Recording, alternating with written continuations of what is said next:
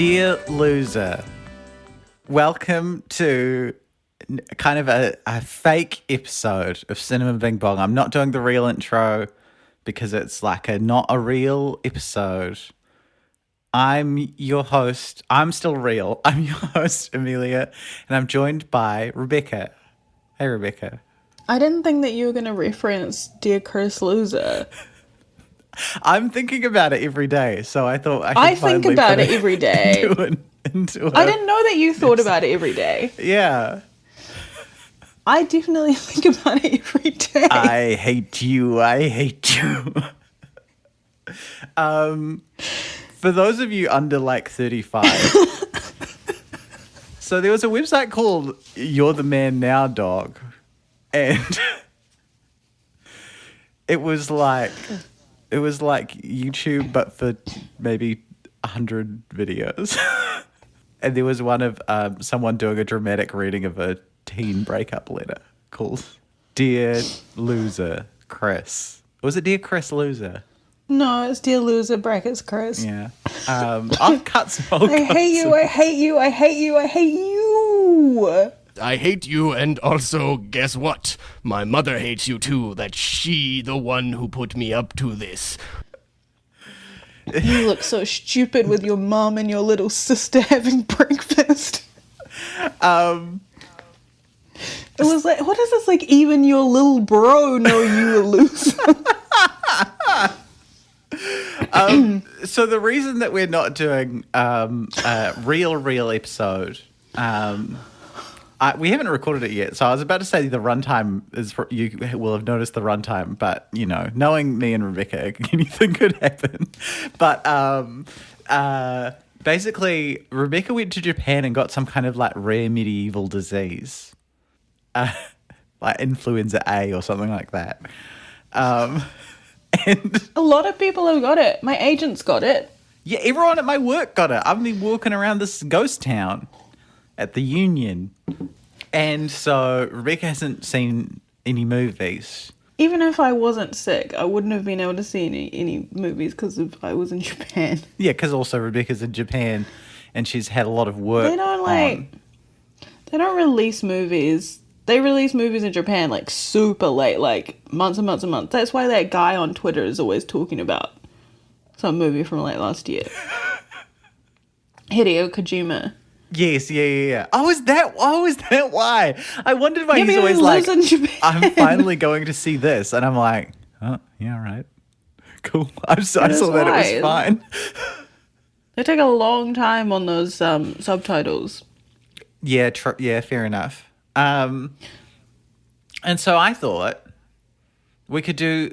I didn't want to leave the listeners hanging. So I've put together 20 questions for Rebecca, unrelated to the films currently at the movies. But some of them are related to current film events, and some of them are related to... They're related to film. They're not about memes from 2007. No, I was about to say they're Bing Bong core, but I think memes from 2007 are Bing Bong core. So maybe I should have included a question about YMTND. I think, what I was going to say about why I always think about Dear Loser brackets Chris is that you make me touch your hands for stupid reasons. I think that so much. I think that about, like, everyone that I've ever gone out with. It's like, you know, whenever you sort of have some sort of... I know you're married, but the rest of us... Probably all the listeners are married too, actually. No, I could see my beautiful, loving wife saying, you make me touch your hands for stupid reasons. But I think, like, whenever something goes wrong... Or, you know what people, especially guys, are like? They're like, no, I thought we were friends. I don't know why you are obsessed with me. Just they because just like that. When you were opening the packet of sausages for the sausage sizzle, I reached over to also open them, but kind of caressed you slightly. That was that was his friends. That was mainly a sausage-based interaction. Sorry. I have a wife I didn't tell you about. I don't think that's really relevant. I actually just don't trust you with knives, so But anyway, whenever anything sort of goes wrong like that, I always immediately think, you made me touch your hands for stupid reasons. It always happens. Even when you're over 30 years old, people are like, oh, touch this beer glass. Isn't it cold? Ooh. No, it's suede. You can touch it. It's suede. But so yeah, we're going to be answering 20 questions today. I have seen some movies, but I'm mainly going to be quite brief. Obscure that information. I'm going to be quite brief about that. Well, one of them I just want you to see so we can talk about it next time. Okay. I will be able to see them. All right. Well, I'm supposed to finish this book. You can do it. I'm supposed to finish this book by the end of next month. I wrote 80,000 words. Cool. That's a lot of words. That's a lot of words, but I don't know if I can do 40 more in a month. But everyone's saying, well, Rebecca, you have to. I'm like, what if they're bad? And everybody's like, well, it's not really about how good the book is. It's about the schedule. Remember when I wrote all those honours essays in a week? How good was that? Mm-hmm. Well, it was confusing. It felt like we shouldn't have been promoting that. We all didn't want to promote that behaviour. I got A+. But then it across the board. It's like, I think that for so many people who haven't had their cake yet. You can't be. That doesn't make sense to anyone, Rebecca.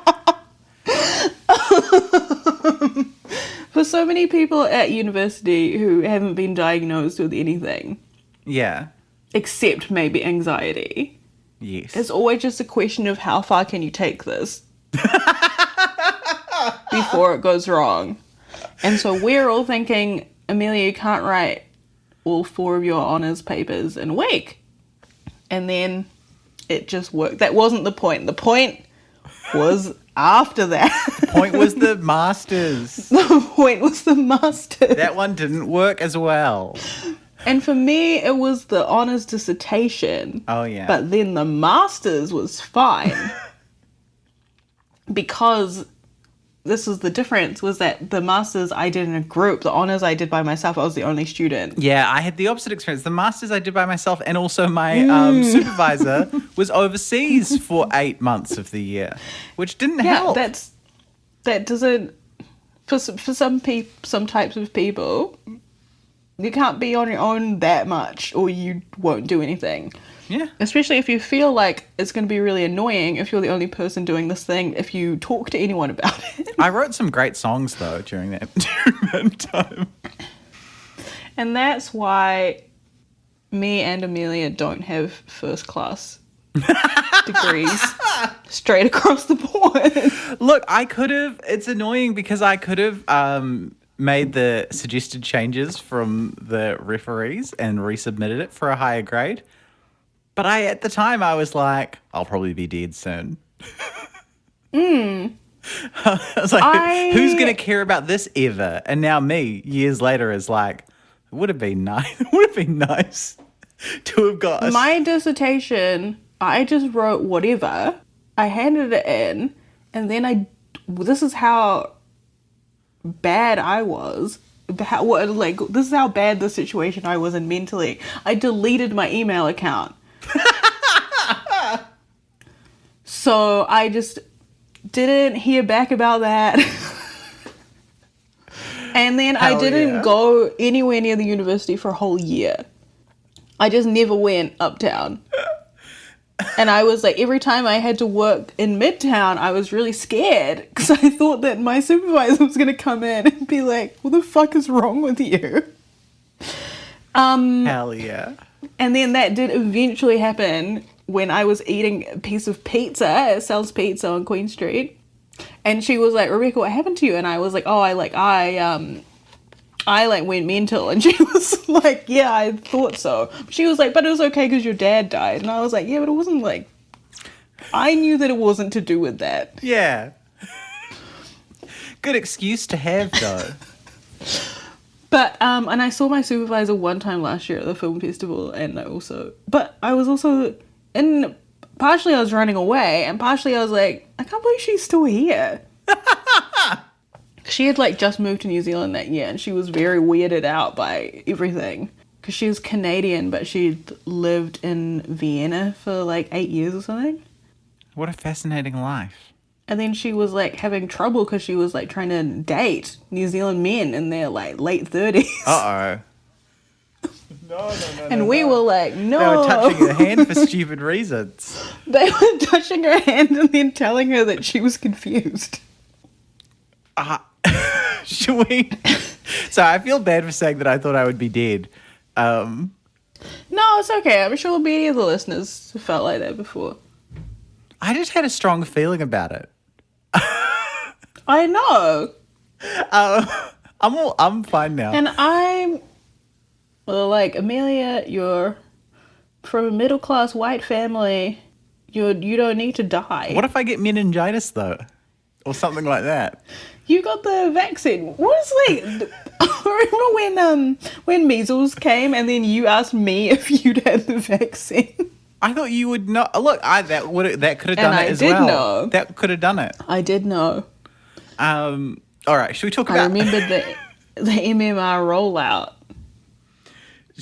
Should we talk about movies now and not the ways I thought I might die variously when I was like 25? Yeah. Oh, I think that's really nice of you that you didn't round down. I know. People always do that. People are like, oh yeah, but I was like 16 then. You're like, no, you weren't. You were 22. You're older than the characters in Girls.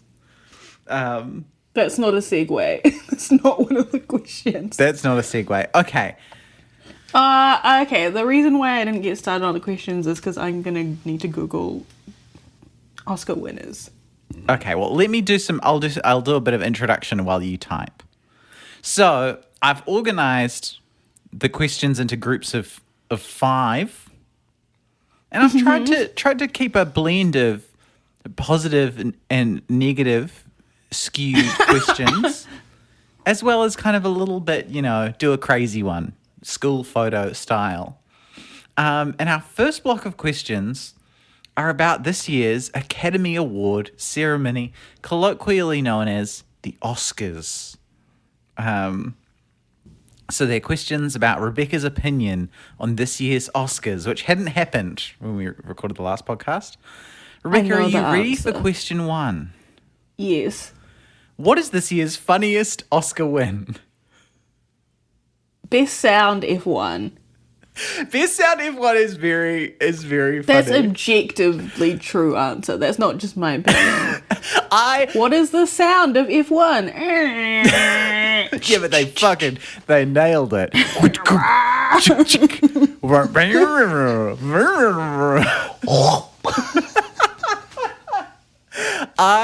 Beautiful. Okay, that's better than the answer I was thinking of for this one, which was going to be... Were you thinking screenplay? No, I was thinking Frankenstein for best makeup. It's all right. It's not that funny now that I say it out loud, but it just... It's not that funny. It just reminded me of that thing they say about the Oscars where it makes more sense if you think that they're all awards for most instead of best. Yeah.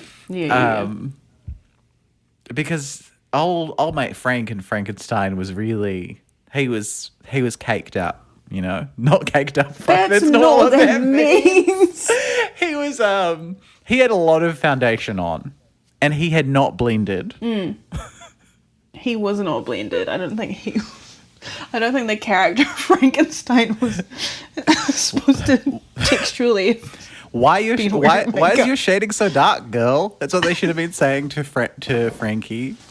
Oh my god! Imagine if you were that kind of trans woman. You just went like that. I could do that.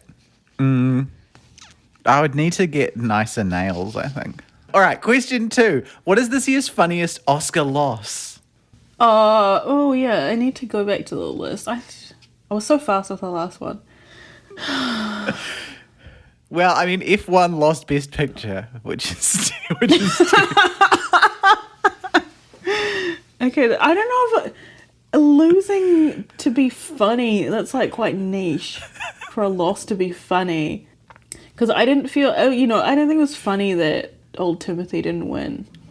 That I think would be the expected answer for this. I like F1 for Best Picture. That's my... The funniest loss. Best... Hang on, sorry. Actually, it might be hard to have a funniest loss this year because everyone was so kind of like Zootopia emotionally 2. caught up in it. You know? Zootopia 2 was a pretty funny loss. What? Oh yeah, they lost to K-pop Demon Hunters. Yeah. I like that. I think that's pretty good. That's pretty good. Okay, a lot of this other stuff's not very funny. All right, question 3. What did Timmy do wrong this time? He said that he wanted it. Oh, people hate that whiff of desperation. People fucking hate that. He does. He's got a weird he- aura, I think, as well. I think people are very confused about the kind of guy he is, Yes. but I don't think we are. No, he's a butch theatre kid. He's a butch theatre kid with a girlfriend who's like done a lot of stuff.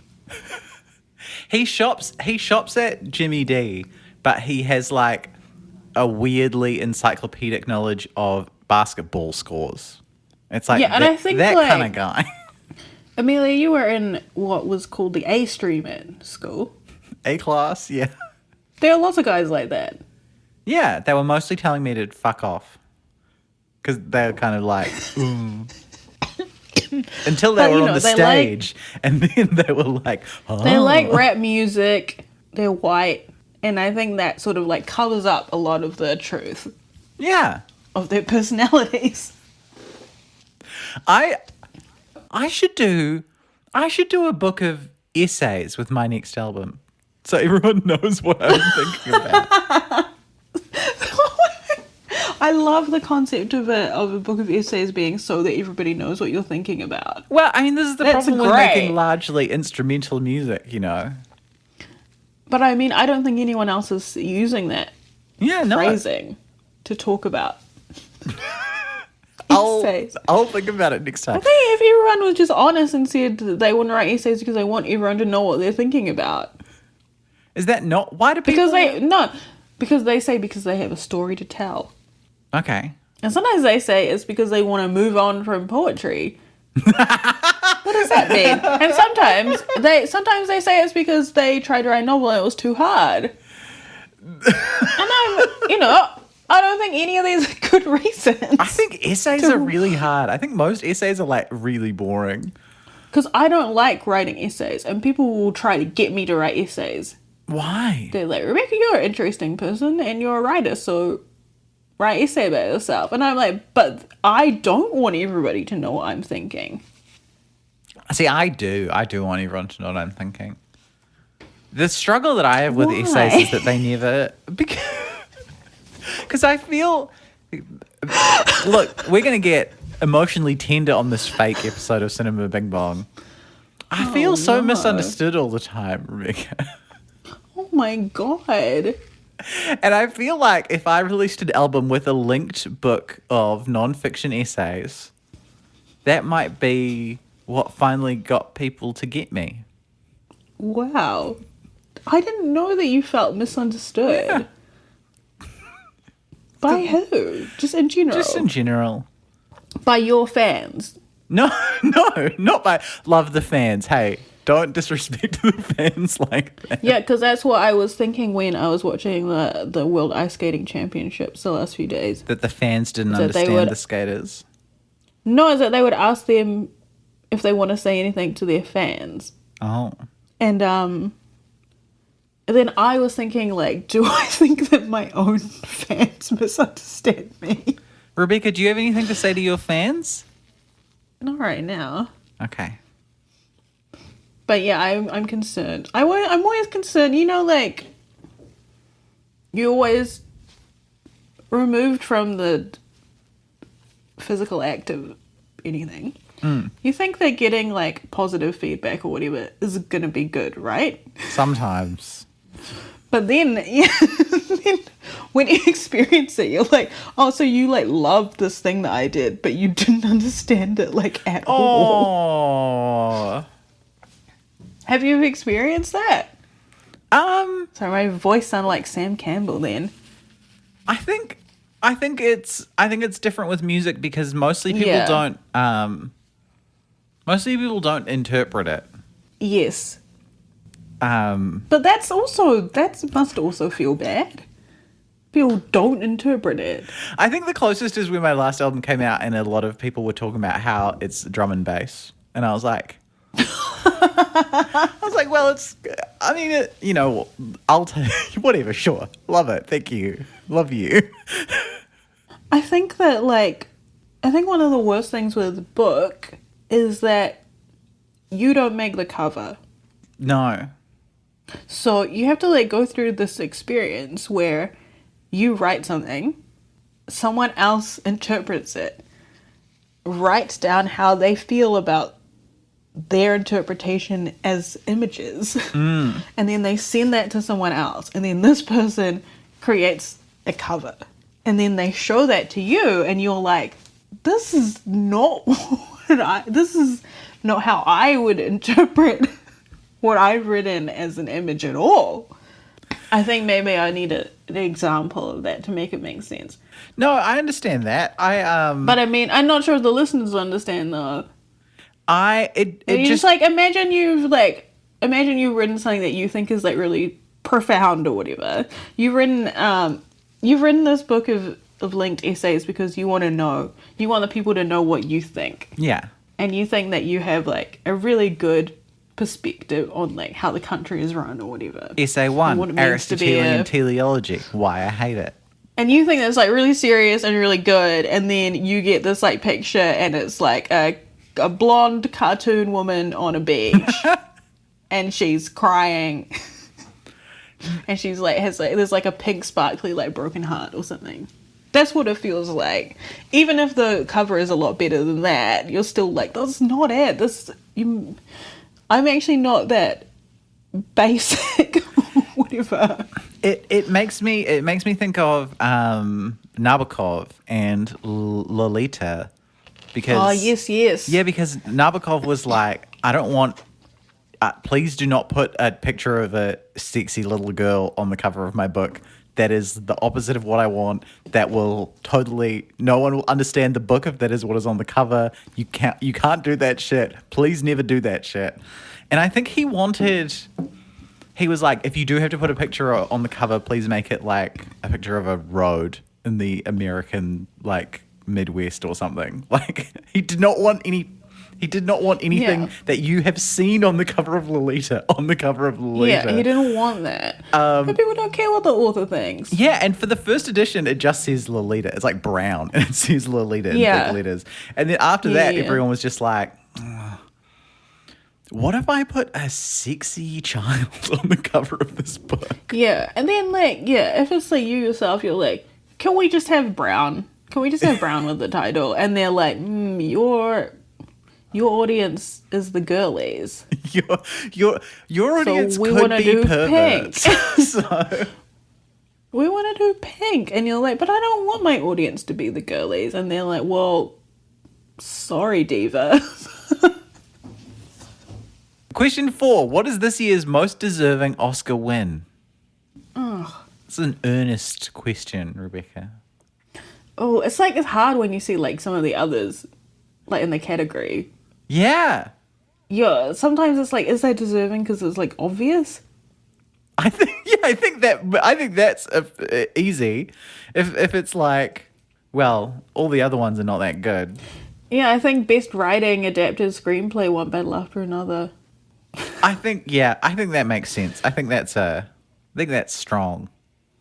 And maybe best director as well. I like it. I think the best casting for One Battle After Another. Actually, yeah. The casting was very good. And I'm glad that we've got, I think, shout out to casting directors. Okay, question 5. I'm starting a rumor. Okay. Rebecca K. Riley did an uncredited rewrite on a film from this year's Oscars. What film is it? I think the funniest answer is Train Dreams. Because it's it feels almost plausible, right? I thought those punch-ups really really got across Punch downs. the punch downs. I mean, I wish it was Blue Moon, but Blue Moon, I think Blue Moon would be the funniest. Rebecca went in there and added all the stuff with Stuart Little. You gotta make them laugh. You gotta make them laugh, boys. it was before I got in there, it was like 80% Stuart Little. Can we see And then there Rogers was, at like, some point in this all movie? this No. I don't Charlotte's want Weird to stuff. put Rogers in there. Babe, Pig in the City was like referenced that was like one day going to be a movie. And I was like, guys, I just don't think this is working. Okay, Have you read The Lion, the We're Witch, gonna and the restart Wardrobe? the- These talking animals are really something. we got to restart the meeting. This beaver's got lip. Okay. This beaver's got lip. I get recommended so much stuff about if you're a single 34-year-old woman, then you're probably infertile. Oh my god. I can't even describe how much of like online content that I get recommended is that sort of stuff, even though I've never like engaged with it or anything. Damn. And Yeah, how, it's like, and how does well- that make you feel? It makes me feel extremely bad. You're like, yeah, I don't have a boyfriend. I haven't been in a long-term relationship for 8 years this week. And that's and this is why Blue Moon ended up how it did. You know? It's like, overall you're like, okay, that's, not everyone's life is the same or whatever. Yeah. But getting like bombarded with this content of like if you ever want to have any sort of family, it has to be last week or you're done. Yeah. Freeze those eggs. But we don't have free like egg freezing in New Zealand. Unless you get certain medical condition. I don't think it's influenza type A. Yeah, probably not. All right. Question 6. Why they give it to you having a bad personality?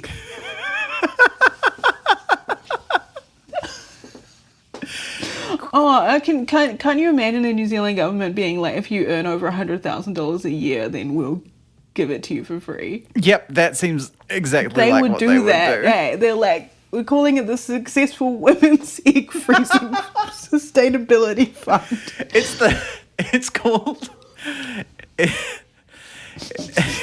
called the Girl Boss Fridge Packing Scheme.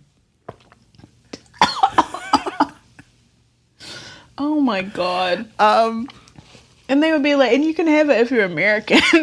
What is the worst sound to hear in a movie theater? It's got to be people talking about how they don't understand the film. Like, to me, like, if somebody's coughing, if somebody's opening stuff, it's going to happen, whatever. Yeah. I don't want to, obviously, like, if here's someone playing a phone game or something, that's awful. But I think hearing someone being like, I thought this was supposed to be comedy. Yeah, I think mine is related in that I think I don't mind people laughing at the wrong time, but I think people chuckling at the wrong time is really annoying. Like, Yeah, like if you go to, as we've much discussed, a posh cinema yeah. or any cinema in Wellington, there's always going to be someone chuckling knowingly at anything. Well, I think I've said this on the podcast before, but my worst ever movie experience was at Tenebrae at Acme, and there were just all these like kind of like art school type people being like, And what is this film? It's a horror movie. It's like a 70s Italo horror movie, like Giallo classic, and they were just like. Like, what are my worst movie? Is this another question? Oh, this is another question. Okay, question 7. What is the worst common movie theater smell? Oh, I'm very bad with smells. I don't like This is. I wrote this because I want to come clean that I don't like popcorn smell. I think it's weird. I think it smells like feet. I don't want to smell coffee in a movie. Interesting. Why are you drinking a fucking coffee in the movie?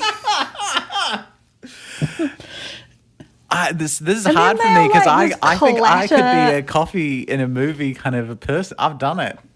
Ugh. I don't want to hear the cup being put on the side and the spoon. Oh, I would never. No, the spoon is bad. I'd be in a takeaway cup or a Yeah, keep like, cup. that's... Trying to impress the listeners by pretending that you would have a keep cup at the movies. I've got a keep cup, and I really like going to the movies early in the morning because then you just get it out of the way. Yeah. There's a new Boss flavor this week. What? Yeah, but I'm like, I don't know how to say it. So, I don't know what language they are making it be. Okay. But it looks like, to me, as a German speaker, Demitasse. But it could just be Demitas. And what is that? As like a part cup. Oh, okay. It's blue? We've already got a blue. A dark blue. Yeah. It's a different dark blue. It's shiny. Oh. Look it up. Okay. Demitasse. This is an Asian thing that we don't have in our region. Whoa. Is like just announcing like a new thing and having like a date and stuff. I think that like when new stuff happens in New Zealand, you're just like in the supermarket and you're like, oh, the new thing. This fucking rules. It's got a flaming W on it. Yeah. That's so cool. sick. That's so cool. Boss just keeps on bossing. Obviously, they'll change the design for Western countries. They remove his pipe. Boo. Boo. Oh my god. I was in 7-Eleven picking up my ticket for Stars on Ice Japan because, and this was like, you know, everyone in, okay, but obviously not everyone, the overwhelming feeling in Japan is that they hate immigrants. Yeah. That's what they voted for. That's what they're posting about every day. That's what all their signs say. Saying, don't come in my restaurant. But I was so happy to see some South Asian people working in the 7-Eleven because I knew that I could talk to them about how I needed to pick up my ticket. Oh, nice.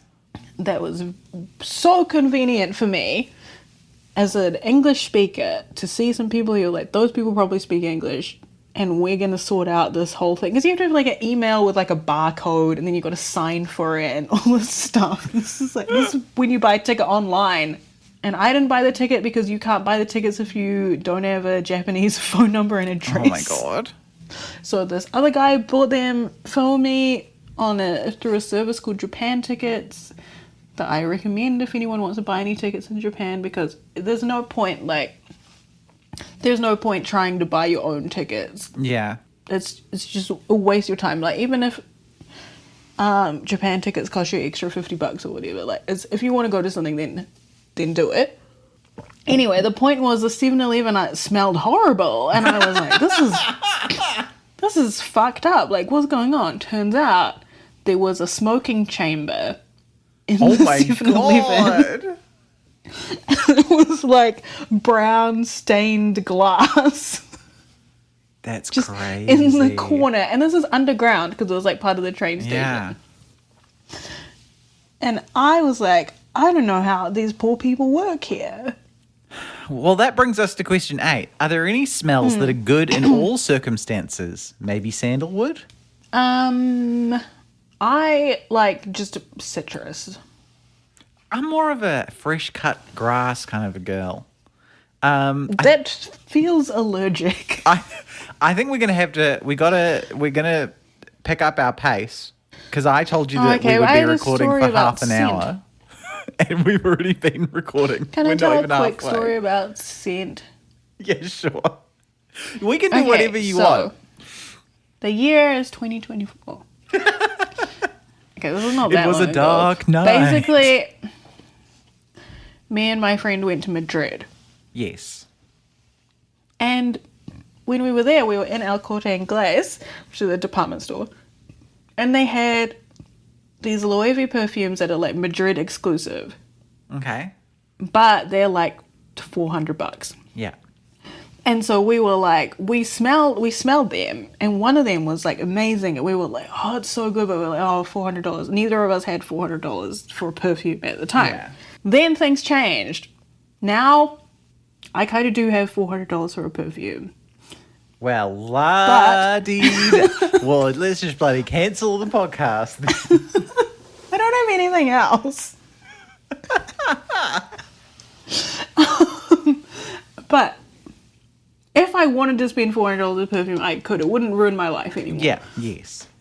But here's the thing. We don't know what one it was. Oh, no. We don't know which. You'd have to go back to smell them.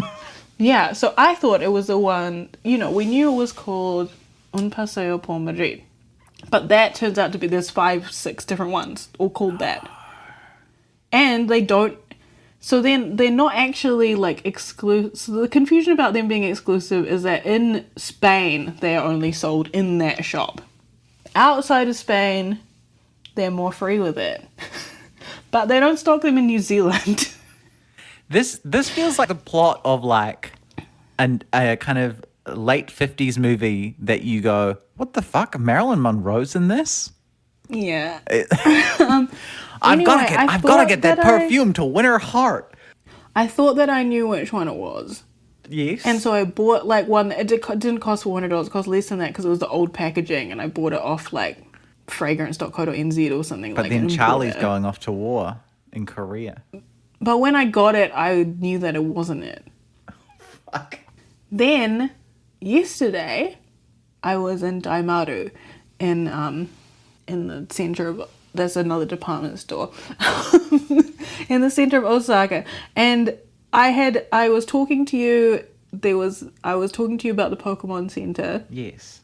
And then it was obviously super, super crowded because it was Saturday, and that was on the 10th floor, and I thought, I just need to like get out of this building now. So I went to the elevator, and the elevator had an attendant, and she was squeezing people in there. So there was like already maybe 10 people in the elevator, and I was like, no, I'm gonna wait for the next one. And the attendant was like, no, hop in. And so I got in, but I was feeling bad because people had like Chanel shopping bags and stuff, and I didn't want to stand on them. Oh my God. Then after that, she got 7 more people in. So there were 17 people in this elevator. And a lot of them had luxury goods, and some of them, this always happens in Japan, had suitcases. People just always have suitcases. Okay. And they're not necessarily foreign people either. They're just Japanese people walking around with suitcases. But maybe they got the train later. I don't know. Why didn't they just put it away? I don't know. Anyway, this is like a thing in Japan that they're like annoyed that people have suitcases everywhere. And they promote hands-free travel, which is when you send your bag from your hotel to your next hotel, or you send your bag from the hotel to the airport, which is like what I do. I do that. It's usually like $30 to another city, but you don't get it till the next day. Anyway, so then I was like, this is crazy that she packed 17 people in this elevator. So when I walked out the door, I stopped so that I could message my friend about it. And then when I looked up, it was a Loewe counter that had the Madrid exclusive perfumes. Oh my God. But it said you weren't allowed to smell them. What the fuck? Yeah. It said no touching. This is so Japanese. No touching allowed. And so I was like standing there, and I was like, okay, well, I'll just wait for the person to be done. Then I'll ask if she can spray them for me. This is like a lot of more fancy countries than our rich countries. You can't sample perfumes yourself. They spray it for you and give it to you. Okay.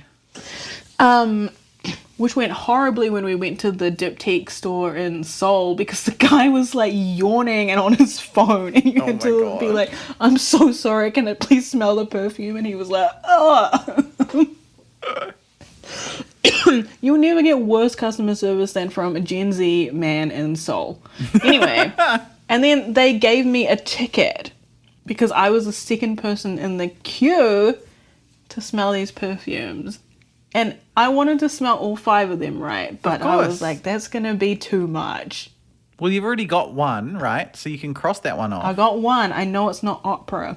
So, and then I asked to smell Prado. I think that is Prado. And I smelled it and I was like, I'm not 100% sure. So I asked to smell 2 more and it definitely wasn't those 2. But maybe it's Prado. But the thing is, I put the sample in my bag next to the wooden hotel card, and now the card smells so much like it. And I'm like, maybe I should just buy it. Maybe that is it. Maybe I should buy it. But, and I don't think it would be as much money as it was in other places, with the euro obviously not converting from euros here. But then I couldn't look up on the Daimaru website how much it was because I had VPN on. I had the VPN on because you can't watch the international figure skating competitions on YouTube from Japan because they show them on TV here. Yeah. But obviously I don't want to watch them with Japanese commentary, and I don't know if they have them on the TV at the hotel. That's the situation with the Loewe perfume. This is the most Rebecca-specific story I maybe have ever heard. Well, maybe it's nice for me to show my personality on the podcast. Question 9. What is the best movie theatre snack? I don't like to eat popcorn either. Mm. And I don't like Karma Cola. Controversial, but I'll accept it. But, like, I used to, I sort of got I started to not like... I liked it at first, and then I thought that I didn't like it. Then I had a friend who hated it. The friend moved back to the UK. We didn't break up as friends. But now I like... Because they hated it so much, now I don't feel so bad about it. Because I just like, oh, it's not my favourite. Yeah. But, my friend would always just be like... You're not going to believe this. They don't sell anything here except fucking Karma Cola. I don't want a fucking Karma Cola. So now it's like, it's novel. Some people don't appreciate the true taste of the cola nut. I feel like I do. I just don't. There's something about it that I don't like. I miss Phoenix Cola. TBH. All right. I think they still make it, but they don't really sell it anywhere anymore. They lost all their distro. They used to sell it at Burger Fuel. But what is the best movie theatre snack, Rebecca? I don't care about the worst. Not interested. It's not a question. The carpety rolled ice cream that's already rolled. Yeah, very good. I don't want to go more than that. Okay. I don't want to Duck Island or anything in the movie. No. At least chill out. But I would previously, when I was a child, I would say that the choc top with no chocolate, just the vanilla choc top. Okay. But that's quite hard to get. I'm a fan of the classic choc top with nuts. I'll have it with nuts, but I don't really like the trying to bite into the chocolate in the movie. Sometimes the whole thing like falls off. Like, it's a dangerous choice. I don't like worthwhile. I don't like the Australian choc top in a bag, like it's from the petrol station or something. I don't want to go to a movie, order ice cream. It's like 100 New Zealand dollars. It's just like in a packet. They do a really nice one at the Yarra Sun that is that's like coffee ice cream, choc top. Coffee. And they because they name them all after movie ones. There's one you can get that's really embarrassing to order because it's called like the Minion, but it's banana ice cream and it's really nice. Oh, that's really bad. All right, question 10. What's the craziest thing that's happened to you at the movies? I don't know if I was struggling to think of something that we haven't already talked about. Yeah. Probably most annoying was that woman who wanted to start a fight with me in House of Gucci for laughing. That's very good. When I was 13, some like boys threw like chewed up strawberries at us. Oh my god. In the Garfield movie, at the Village 8 in West City.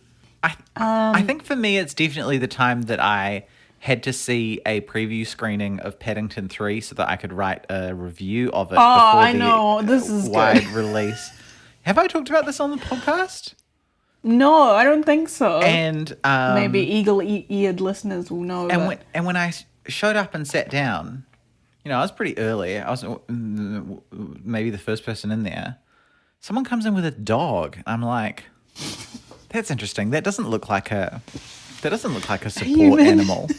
You know, Oh, okay. like, you know, usually like a support dog is like a Labrador or something, and this Yeah. is like a Pomeranian. And I'm like, well, I guess, you know, Australians love their dogs. Someone else comes in also with a dog, and I'm like, huh. About the fifth person comes in with a dog, and I look on my phone and check the listing, and it's like, special preview screening just for dogs. And the dogs hated being there. They were so mad that there were other dogs, and they really didn't like Paddington. Every time there was a close-up on Paddington, they were like, "Arr, arr, arr." It was Big like sound. the most unpleasant screening I've ever been to. Paddington for dogs. Never again. Why was there a screening for dogs? Why was there a Paddington screening for dogs? We don't know. Dogs don't like movies.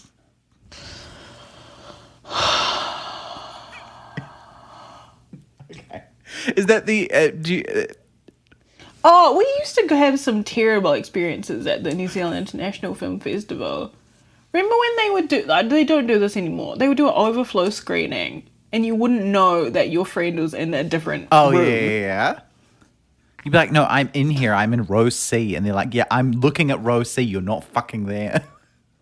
Yeah. They're like, I can't see you. They're like, oh, are you in Newmarket? Yeah, I'm in Newmarket. But I'm just in a different... I'm in a different room. So yeah, that was bad. I think it's like, it's fun to like remember going to the movies as like as a tween, and like people would like go down the front to make out. Yes. Not me. But other people would. But other people Or they would go down there to touch each other's hands for stupid reasons. Question 11. What do you think about when movies are like set in Russia or whatever, but everybody is speaking English, but they're all doing a Russian accent? Do you know what I mean? I know exactly what you mean. I don't like it. Okay. But I see why it has to happen. I don't see why it has to happen. I don't know why. If you've committed to them not speaking the language that they're meant to be speaking, why do they have to have like a weird fake accent of the region? But then the other question would be, what accent should they do?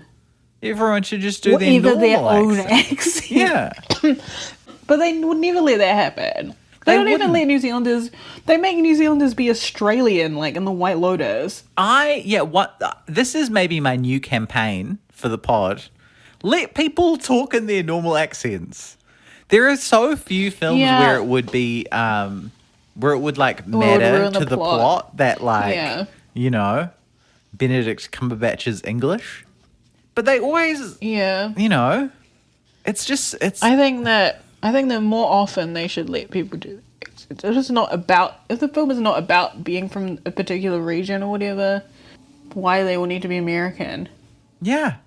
There are people in America who have different kinds of accents. Not in the movies. Yeah. Not allowed. Maybe if they let people in American movies have accents from other places, the country would be less xenophobic. Question 12. Do you think a movie has ever had an in-universe good and famous song that actually sounds like it could be good and famous? No. Not ever. Not memorably. I was trying to think about this. I think the only... well, obviously I've only had 1 second to think about this, but it does make sense to me that in Love Actually, that version of Christmas is All Around is #1 in the UK. Yeah, that's the kind of shit that they like. But I think that's meant to be bad and famous, which I think is a lot easier to do. Oh, I don't know. Because, I think there's a similar thing with the music lyrics. you know, the Inside Llewellyn Davis and the Coen Brothers movie, and he goes to record the novelty song about the man going to space. What? No, I don't know what this is. But I think that's a pretty believable, like, novelty folk song. I think that works for me. What about Once? How do you feel about Once? I've never seen Once. Never seen Once. No, I've never seen Once. It was big with my parents. Really? Yeah, they loved Once. It was big with the Bridgeway crowd. It was like huge. It like played for months at the Bridgeway. This was 2009? Yeah. I think 2008 maybe? Something like that. It was near to the release of In Rainbows by Radiohead. Because it was the music was kind of like vaguely similar. I think that Once was a kind of film that people... I was in an all-girls form class, but not in an all-girls school. And that was the kind of thing they would talk about. Once. Yeah. Mm-hmm. Oh my god, it's so, like... You know The Notebook? It's like kind of like that, but like with music. Like it's the same sort of feeling. It's just like, oh my god. Oh, Rebecca, I just thought of one. What? In my favourite film, Smashing Time from 1967, they record a song called While I'm Still Young. And I think it bangs. And I think if it was I was released... getting mixed up with the Smashing Machine. No, not in the Smashing I was Machine. like, Amelia, what the fuck are you talking about? That's not your in the favorite movie. Stop lying. satirical musical comedy Smashing Time, there is Yeah. a song called While I'm Still Young.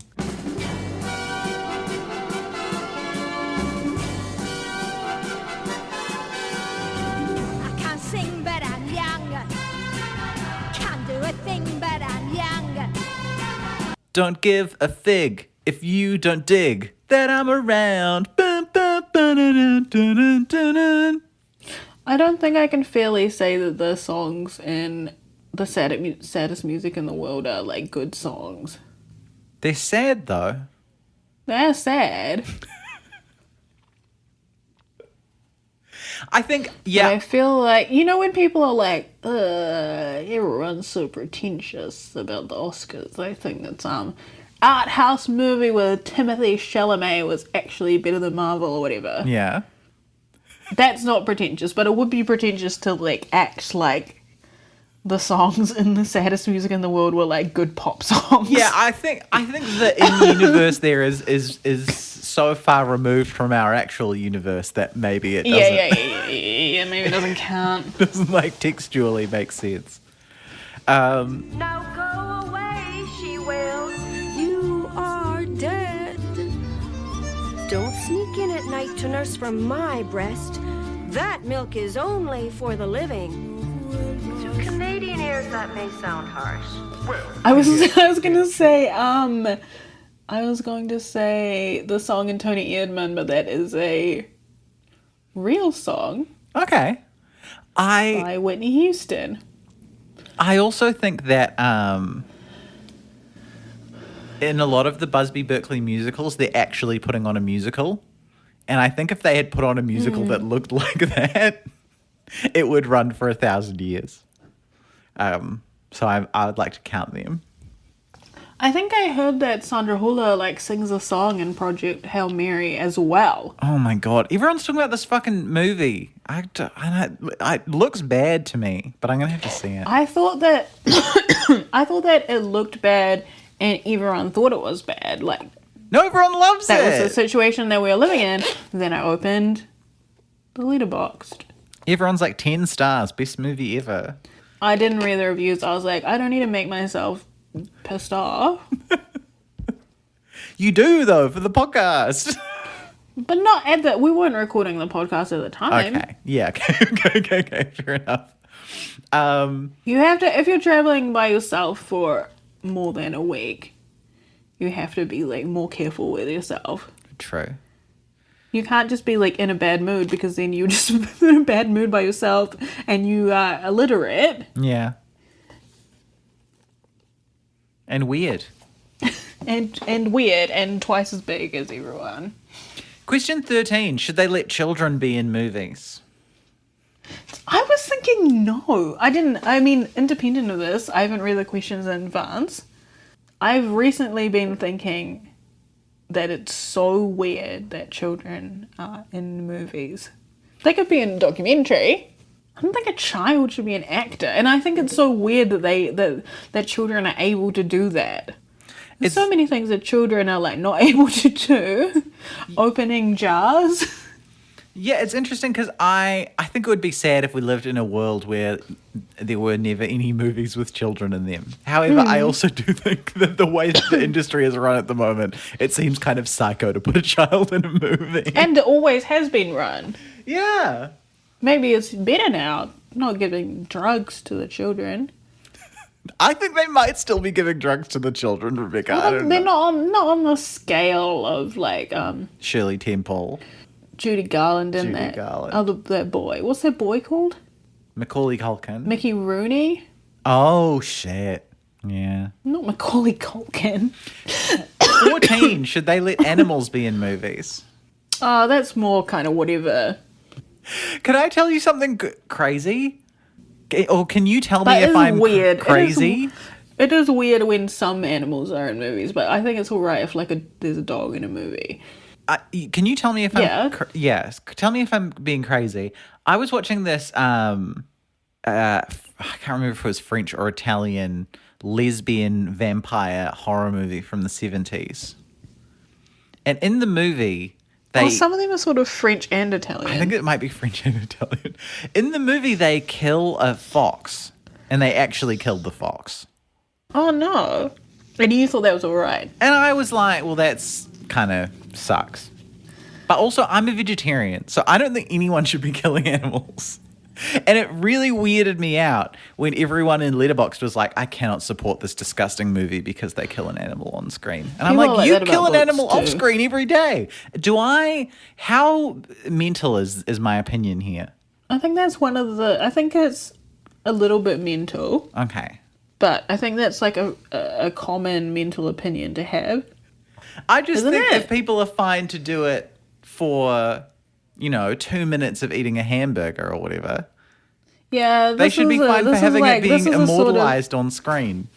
This is like a 90s vegetarian opinion. I know it is, and that's why I haven't expressed it before, and I feel a bit embarrassed about it. However, No, it's alright. it just doesn't really make sense to me. It's because people who eat meat, Yeah. I mean, aside from the whole thing of not wanting to see the killing happen, people who eat meat are very definitive about what animals they think are fine to kill for meat. Yeah, true. And a True. fox People is not- not one of those animals. Hey, Rebecca, would you eat a fox hamburger? No. I don't eat goat. Wow, okay. I don't eat eel. Really? No. It's meant to be good. I've had it before, but I've heard now it's a little bit it's not muddy. me. I don't eat all the animals. Okay. Related I didn't eat pork for a long time. related to those last two questions. But if you live in Germany or Japan Yeah. and you eat meat, you're gonna have to eat pork. Everything's pork. Related to those previous two questions, question 15, which is the best of the Look Who's Talking trilogy? I haven't seen any of them. Okay, well, some of them have babies and some of them have dogs. Oh, it's got to be the isn't there one with the parrot? Look Who's Talking. I haven't seen them for 30 years. Look Who's Talking Parrot. I think it's really. I think I've been writing it. I've had to write a character who's 4 years old. Yeah. And it's very, very interesting to think about children who are sort of between like 4 and 6, how they have like opinions and stuff. It's fascinating. It's like they've just learned to like walk and talk, and now they like have opinions. Because, like having to think about yourself at that age, you're like, I was like, I don't want to see Look Who's Talking. And I didn't want to see Curly Sue and like other stuff like that. I was like, whenever I was in the video shop, I was like, not for me. And I think some of those things like make sense, like sports movies or whatever. You're like, oh, I don't like sports, so I don't want to watch a sports movie. But some of them, it's like, where did this opinion like come from? That I'm not the kind of person who watches Look Who's Talking. I think you could write a philosophy masters about that. But is there going to be other people in the class? Yeah, it could be. I mean, how lucky are you? They made a TV spin-off of Look Who's Talking called Baby Talk. Why? I don't like that. Okay, so Look Who's Talking is a baby. Look Who's Talking 2 is two babies. And Look Who's Talking now is dogs. Two babies is the worst one, definitely. Yeah, the second one sucks. The third one was poorly received, but I remember really enjoying it because Danny DeVito and Diane Keaton are the voices of the dogs. Ah, yes. As a child, I was a massive Danny DeVito fan. Me too. He's so good. I watch anything with Danny DeVito except the Batman one. With the penguin. The Batman was not for me. With the Linux Batman film. My uncle's stepson was like a big Batman fan, and I didn't think that I would like anything that he liked. Question 16. What other piece of jewellery would you make an epic fantasy trilogy about a la Lord of the Rings? E.g. Contessa of the Eyebrow Chains. Oh, I thought this was going to be you pitching your idea. My idea is Contessa of the Eyebrow Chains. Your other idea? What's my other idea? The Ponamu from Trade Me. I forgot about that idea. That was your big idea. And you get cursed forever. The cursed Trade Me Ponamu. I think that's good, but it needs you'd need to be like the marquee of the Trade Me Ponamu. What about a sort of throwback Scott Pilgrim era film about like a Gage? Yeah, Gage.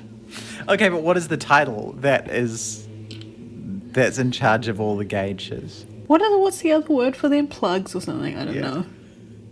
Prince of the Plugs. The Prince of Plugs. The Prince of Persia.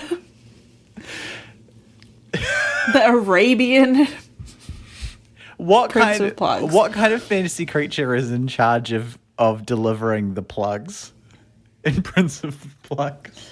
No, it's not. It's not fantasy. That's explicit in the question, Rebecca. It can be urban fantasy if you want. Yeah, it's urban fantasy. It's about like delivery drivers or something. Okay. They wouldn't be a dragon though. No dragons. Maybe like just like a. Oh, maybe like someone like has an eagle in their house, something like that. And the eagle talks. Yeah. Yeah. Okay. I'm down with that. Question 17. Yeah, but it's an Asian movie. What? Yeah. Okay. Not South American? Oh, I forgot about that continent. Yeah, maybe it could be a South American movie. Yeah, all right. Prince of the Plugs. But it's like, the reason was because it's called the Arabian Prince of Plugs. Oh, okay. Sorry. But it wasn't going to be set in the Middle East. Just the characters. Okay. So that's why I was thinking that it was going to be about, like, immigration in East Asia. No, I like that. Coming soon to a cinema near you. Question. It's not. It's the kind of movie where you're like, I really want to see it, but it's not coming to a cinema near me. And people are like, oh, well, it played in the Arabic Film Festival in Wellington. And people will be like, what was the name of that film you recommended to me again? And you're like, oh, it's called The Arabic Prince of Plugs. And they're like, Arabian Prince. Yeah. Okay. And then they never watch it. The question 17. Why are they doing live action remakes of cartoons when the other way around would actually be way more sick? I've never understood that. It's That's been going on for such a more limiting medium. Remember when they did the live action Thomas the Tank Engine? Why? Yeah, why are they doing this shit? The fuck was that? That was like 2002. It's just bad, and I don't like it. Live action Thunderbirds was shit.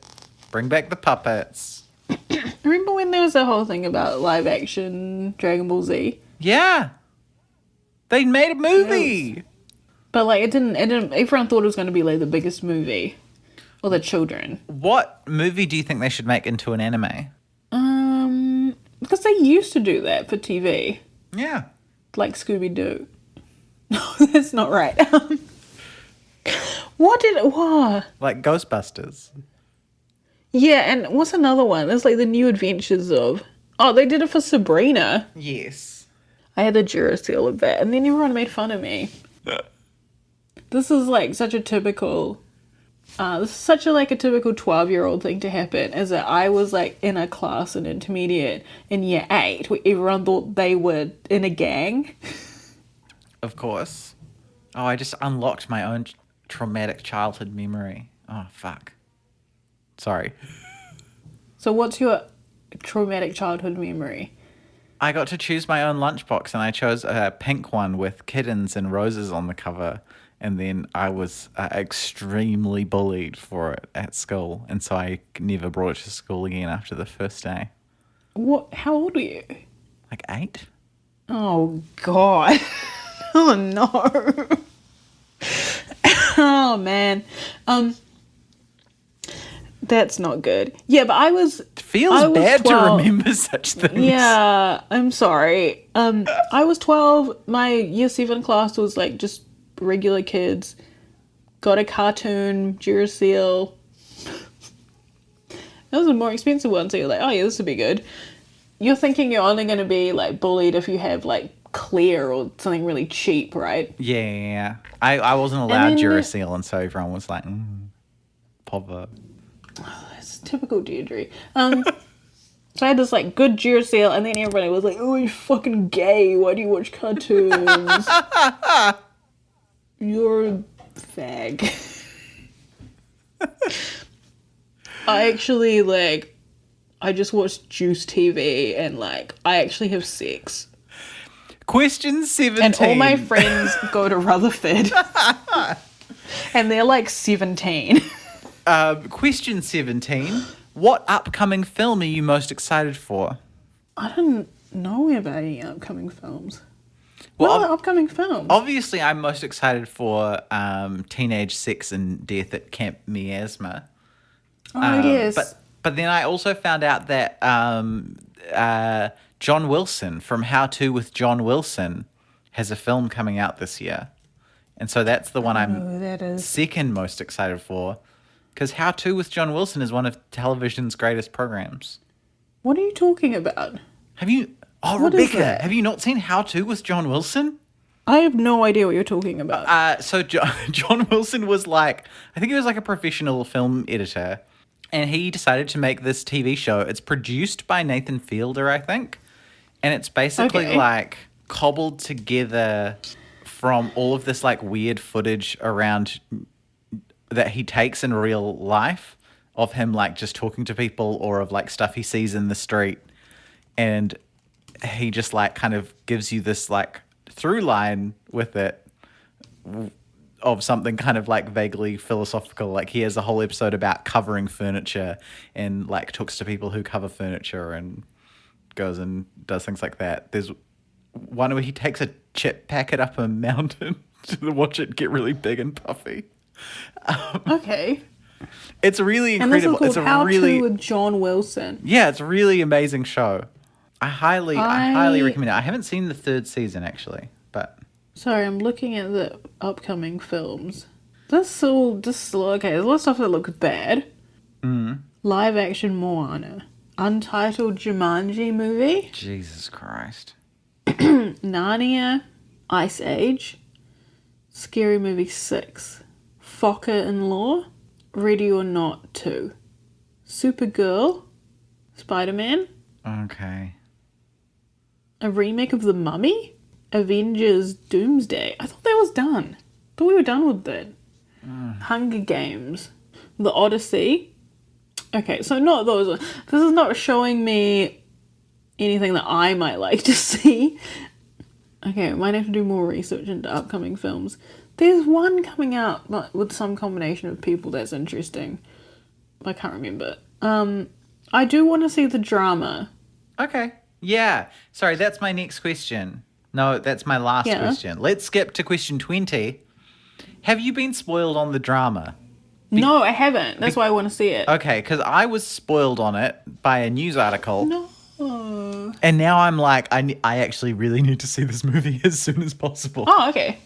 Okay, well, don't tell me anything about it. No, because the spoiler has been somewhat buried because they discovered that the director wrote an article defending his kind of dodgy relationship 12 years ago or something. I don't know. Yeah, because because I just saw that he was like, Woody Allen, he's a really cool guy. No one cares when Woody Allen does this.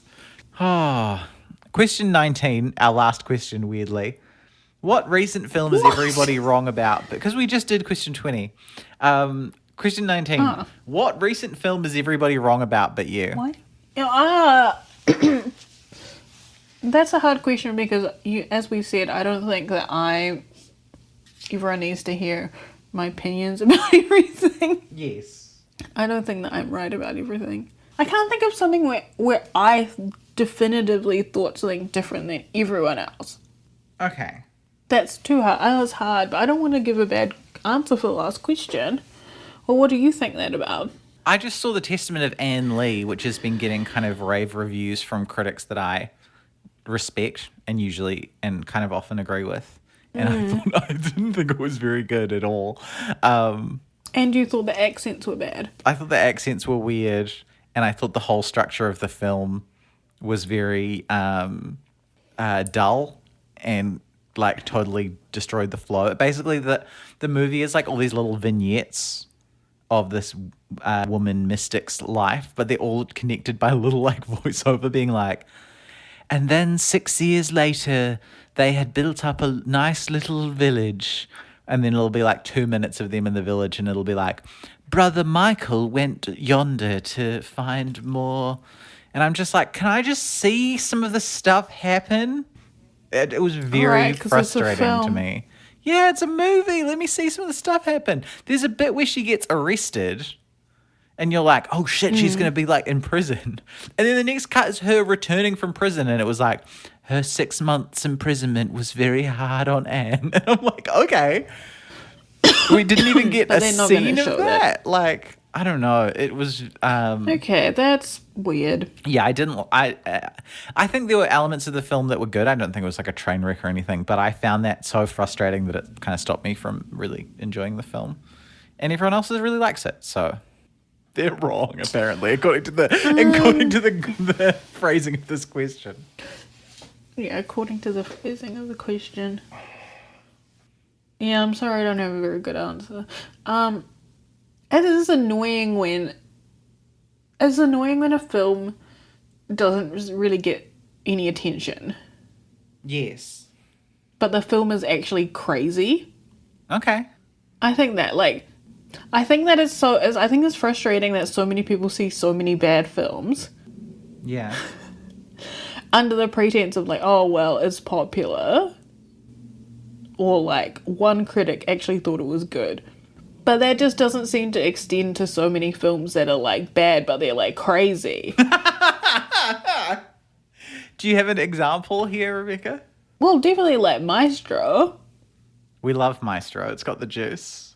And as I've talked about before, the Michael Mann Ferrari movie. Yeah. Even like, this is not the same genre, but there was one where like Russell Crowe like gets mad at someone for talking on their phone in the car and he like goes crazy. Okay. I guess I'll have to look it up. It's called like Cell Phone or something. Didn't he do that in real life? Not in the way that... No, phone movie. Unhinged. The movie is called Unhinged. Okay, I guess I'll read the plot. Unhinged is a 2020 American action thriller film. Blah, blah, blah, blah, blah. And follows Rachel Flynn, whose family and friends are targeted by an unnamed man after a traffic incident. In the midst of rain at 4:03 a.m., Tom Cooper is parked outside of his ex-wife's house. He is in pain and consumes 1 tablet of hydrocodone. He then removes his wedding ring, tossing it with contempt into the back seat. Tom grabs a hammer, a can of gasoline, and breaks into the house where he kills his ex-wife and her boyfriend. He then sets the house aflame. It explodes as he drives away. The following morning, Rachel Flynn, a newly divorced single mother, drives her son Kyle to school during rush hour traffic. As she is running late to work, one of her clients fires her over the phone. She then honks at Tom's pickup truck, which is blocking traffic at a green light. He catches up to Rachel and tries to apologize, then asks for an apology in return, saying that he wants to hit reset and that people should apologize for anything they do wrong. Rachel says she has nothing to apologize for. Oh my god. In return, Tom promises to teach her what it means to have a bad day. At the end of the road, Tom drives in front of Rachel and stops. He then drives away. Unsettled, she arranges to meet her friend Andy, who's also her divorce lawyer, at a diner. Tom tracks Rachel to a gas station and switches his phone with hers while she is inside paying for her gas. Rachel sees him outside and gets help from a customer who accompanies her back to her car. The customer gets Tom's license plate number but is then rammed by the truck, which leads to him getting killed by another car. A chase ensues, during which Tom shows Rachel he has her phone. He uses her daily planner to locate Andy at the diner. Before she can warn Andy, Tom beats and stabs him to death in front of everyone while being filmed by a customer. Rebecca, are you spoiling this whole movie for everyone? Yeah. They're 6 years old, and they're not going to watch it. Tom tells Rachel over the phone that she must choose one of her contacts to die next. He suggests her ex-husband, her mother, or her son. Oh my god. She instead names the client who fired her. And then calls the police, who respond to the client's home while Rachel races to Kyle's school. Meanwhile, Tom arrives at Rachel's home where her brother Fred and his fiancée Mary live. Tom confronts him holding Mary hostage before repeatedly pushing her into Fred's knife, killing her. Oh my god. He then ties Fred to a chair and tells Rachel over the phone she has 3 minutes to go into the school, get Kyle, and drive away, or he'll kill Fred. As he wants him to read a letter about how Rachel is a liar. Rachel desperately demands that the principal release Kyle. She gets Kyle and drives away. When a police officer arrives at Rachel's house, Tom sets Fred on fire. The cop shoots Tom in the shoulder and tries to put the fire out. Tom escapes and catches up to Rachel and Kyle on a highway. They use a GPS app to learn that Tom is in a minivan, for which he killed someone, and is directly in front of them. When they attempt to alert a nearby officer, Tom rams his car, causing a multi-vehicle car accident. Tom pursues Rachel to her mother's house, where Kyle triggers a silent alarm. Nice. Rachel rams the van that Tom is driving, flipping the vehicle. Tom gets up, attacks Rachel, and enters the house in search of Kyle, intent on killing him next. As Tom is about to leave, Kyle inadvertently alerts him to his hiding place upstairs. Rachel comes to and enters the house to protect Kyle, but Tom finds her and they struggle. When Tom begins to strangle Kyle, who's like 6 years old, Rachel stabs Tom in the eye with a pair of scissors, killing him. The police arrive and inform Rachel that Fred survived the attack. Rachel and Kyle leave to see Fred at the hospital. As they drive away, a car cuts Rachel off and she stops herself from honking at the angry driver. Kyle observes this and says, "Good choice." They drive away. And that's the movie Unhinged. Okay. And that's the end of our 20 questions. Rebecca, I recommend that you watch the movie Pillion, which I've seen recently. Yeah. Apparently the online version's going to be different. Yes, apparently they've cut out some of the more explicit cock shots. But I think they're going to release a version that is called Pillion Unrated, which is the original cut. But I think the director has said that he actually prefers the fewer cock shots. Yeah. I think the version that I've seen is the cut down one. So. Okay. And I think the version in cinemas is also that one. But yeah, it's a kind of funny, bittersweet black comedy that is also like a gay BDSM sex movie. Okay. Yeah. It kind of reminded me of Twinless. Okay, I wasn't expecting that. Because obviously people are afraid when there's sex is involved. Yeah. They're Well, just like, oh, it's got sex in it. it's got a lot of sex in it, but it is also very much like a British indie comedy. Right, I had no idea. Okay, well, I'm Yeah, more I interested think- in watching it now. I think it's a kind of it makes sense that they've been marketing it on the sexy BDSM angle, but it is it's very much like a British comedy you go to at the Bridgeway, except those don't have nearly as much anal sex usually. Nobody's going to the bloody Bridgeway. I went a lot as a young person, all right? I know, and the audience knows. All right. The only other thing The only thing I know about Pillion is that it was quite an interesting behind the lens sort of thing. Is that the YouTubers, the famous British YouTubers Dan and Phil, Yeah. went to the opening of Pillion Okay. in London, and they had and everybody thought that was really weird Why? because they don't go to events or anything. Okay. So all their fans were like, this is weird, what are they doing? Turned out they had explicitly gone to this event so that they could get photos taken of them, so that when they came out as a couple, that they used these recent photos of them at the Pillion premiere rather than using photos of them from like 10 years ago where they felt like they looked really bad. That makes so much sense. Okay. But everybody was like, why is Phil like doing this pose holding his jacket in like every picture? And then it turned out that in this video they made about this whole thing, that he had Googled poses for men and had just obviously like very autistically done the first pose Yeah, the pose for men. that very came good. up in every picture, and that's why he was holding his jacket the whole Hell time. yeah. Perfect. But I think it's very funny to like hear the like background of that sort of stuff of like, why are these people at this event or whatever, instead of just seeing someone being like the most random link up ever and then just It's quite funny that they chose the gay sex comedy Yeah. to go to for that. but I guess that's what they would have been invited to. Yeah, that's so funny.